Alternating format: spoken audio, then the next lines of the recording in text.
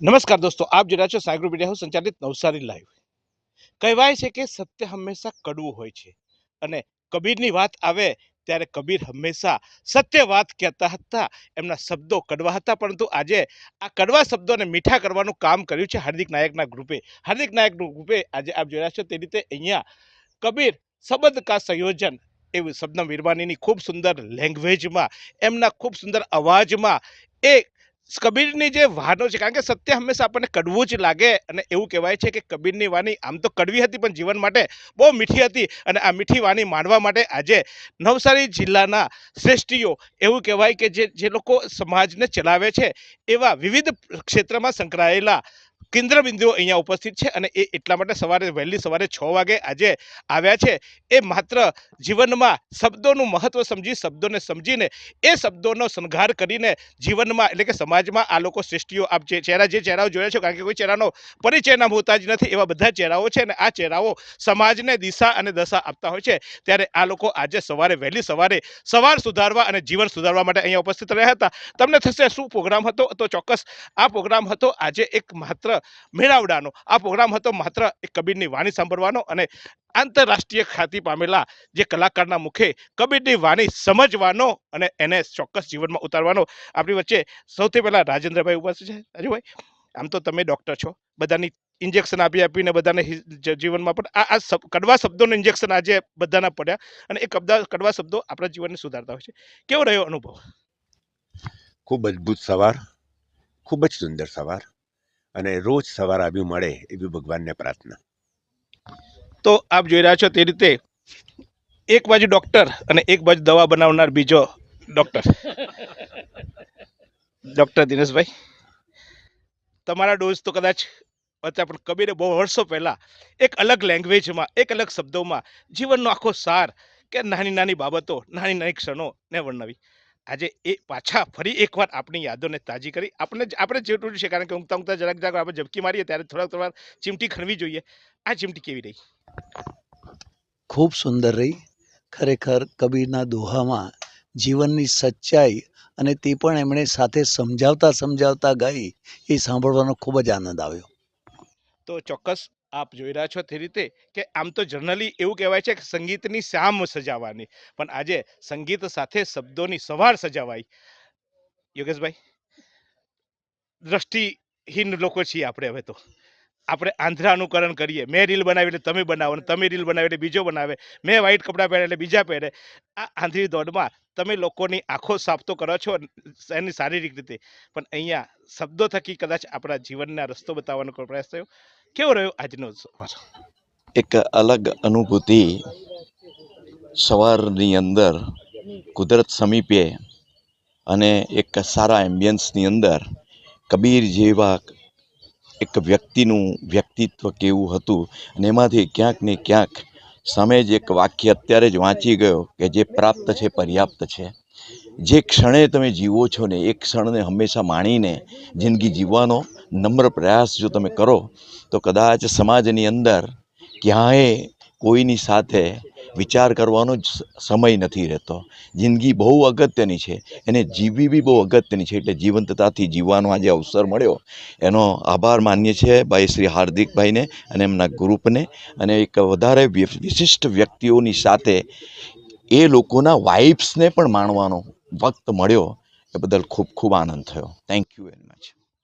તો તમે કહેશો કે જીતુભાઈ, આ તો તમારા શબ્દો તમે સાંભળ્યા, ક્યાં કબીરની વાણી અને ક્યાં આ શબનમ વીરવાનીની વાણી સંભળાવી, તો થોડી એ વાણી પણ સાંભળી લઈએ કે શું કહ્યું આજે આ કબીરના શબ્દોમાં આ કલાકારે। मत कर माया को अहंकार, मत कर काया को अभिमान, कायागार से काछे।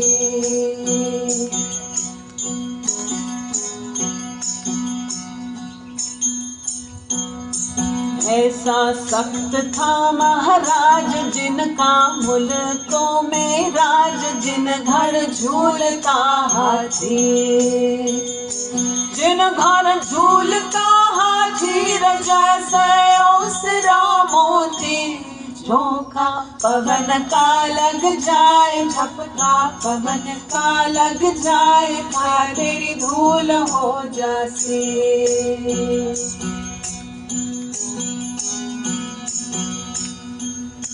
भरिया सिंधड़ा में तेल जहाँ से रचो है सब खेल जल रही दिया की बाती जल रही दिया की बाती रजा उसरा मोती झोंका पवन का लग जाए झपका पवन का लग जाए काया तेरी धूल हो जासी।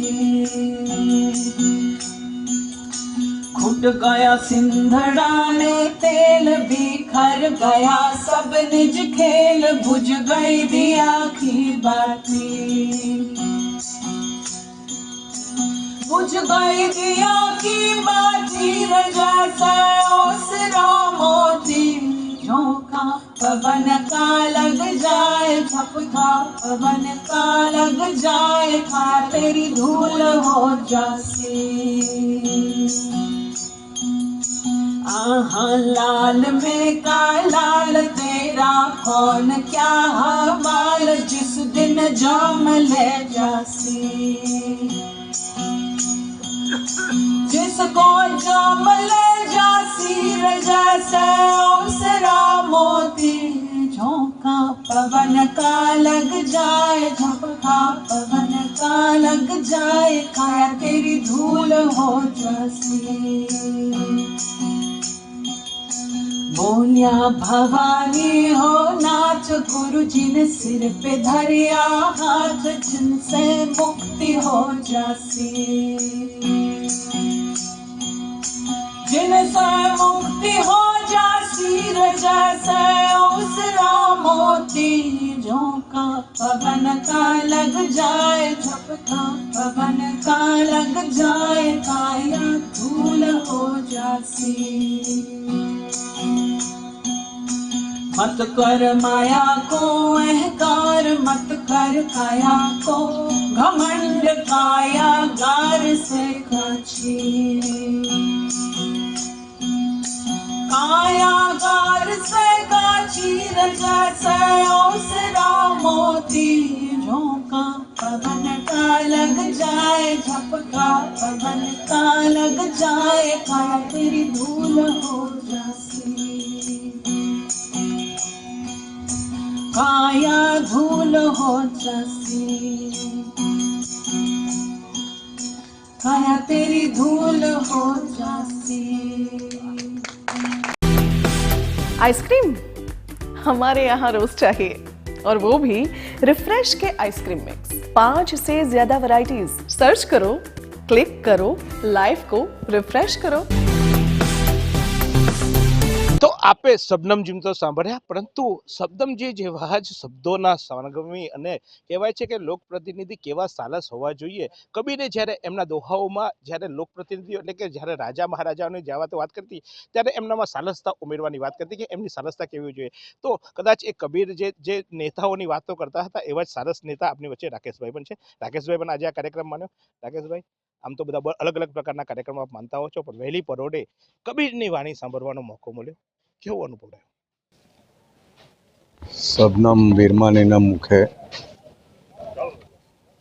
માણેકપુર ગામના કુદરતના સાનિધ્ય વચ્ચે હાર્દિકભાઈ નાયકે જે આયોજન કરેલું હતું એ ખરેખર કબીરના શબ્દોને જિંદગીમાં ઉતારવા લાયક, સાંભળવા લાયક. કદાચ મારા જિંદગીના પ્રવાસમાં પણ આ રીતનું સંગીત અને કલાકારને સાંભળવાનું પ્રથમવાર થયું એવું મારું માનવું છે.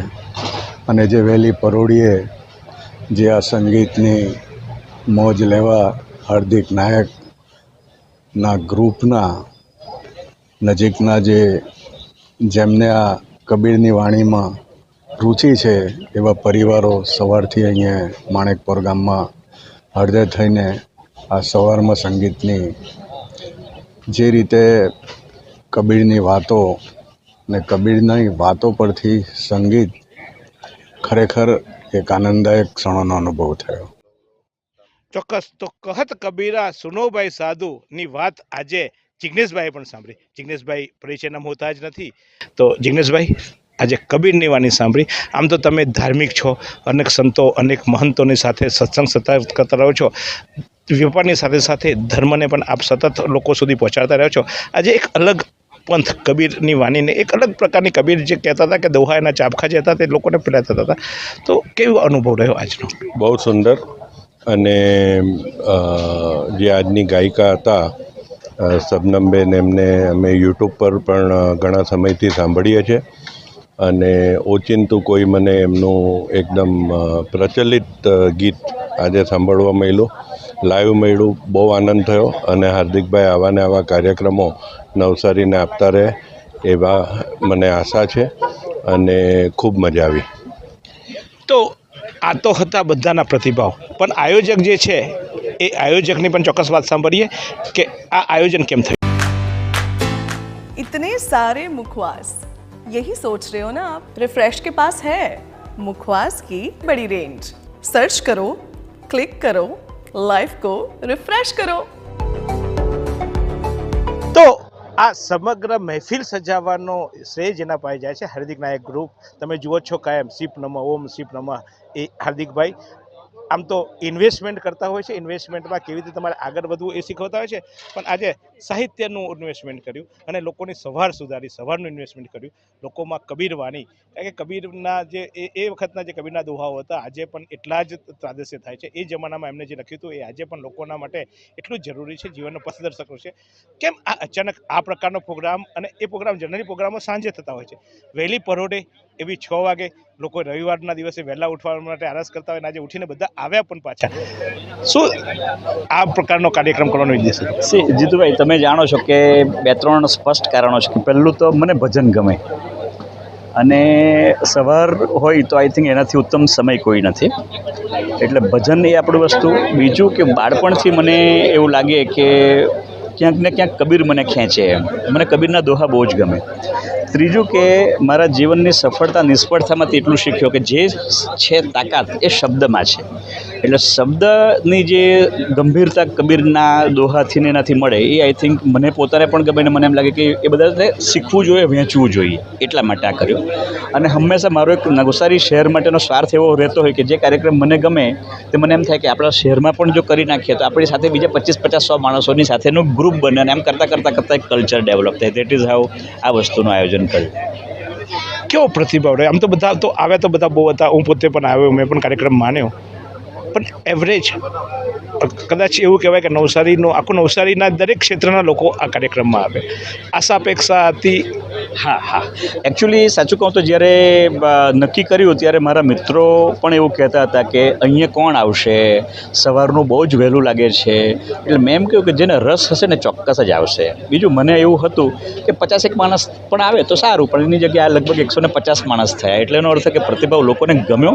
અને પરમ દિવસથી અમારે એવું કરવું પડ્યું, કારણ કે શું થયું કે શબ્દમજીએ પણ એમની વેબસાઇટ પર મૂક્યું હતું, એટલે બહારના શહેરથી પણ ઘણા બધા એ હતા. એટલે પછી અમે થોડું રિસ્ટ્રિક્ટ કર્યું, કારણ કે જો અહીંયા વધારે પડતી સંખ્યા આપણા માટે એકોમોડેટ કરવી શકે, એટલે વી સેડ કે 125થી ઉપર નહીં થવું જોઈએ, પણ 150 માણસ છે. અને વી આર વેરી હેપી કે જે લોકો આવ્યા એના માટે.